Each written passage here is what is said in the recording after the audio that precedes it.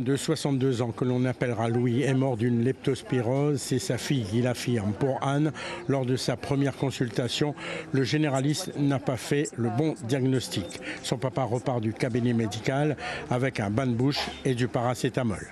Il va difficilement à la pharmacie. D'ailleurs, il manque de s'écrouler à la pharmacie. Les préparatrices en pharmacie pourront témoigner. Il manque de s'écrouler. Et oui, là, le pauvre, il rentre à la maison avec ses médicaments en bain de bouche et paracétamol, quoi. Mais la santé de Louis ne s'améliore pas. Le lundi suivant, la mère de Anne insiste auprès du médecin pour avoir des analyses supplémentaires. C'est ma mère qui appelle le médecin pour dire de faire un test de leptospirose ou de dengue, ou alors les deux idéalement. Et ce sont les médecins en réanimation qui vont détecter un cas de leptospirose. Les médecins, en le voyant, ainsi que les infirmières, disaient ah, ça c'est sûr, c'est un cas de leptospirose. La jaunisse, les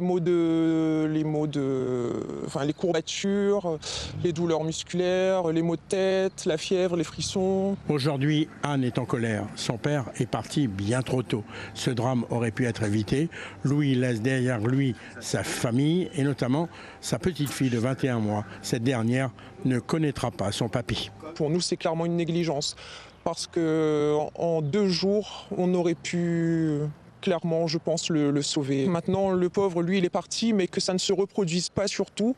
Et surtout que les gens savent, qui savent comment se protéger aussi, s'ils vont dans les champs, s'ils ont des petites plaies au niveau des jambes, qu'il faut absolument se protéger, mettre des gants, des bottes. Et aussi aux médecins de poser les bonnes questions à leurs patients, en fait, de ne pas simplement passer la carte vitale et qu'ils repartent avec du Doliprane.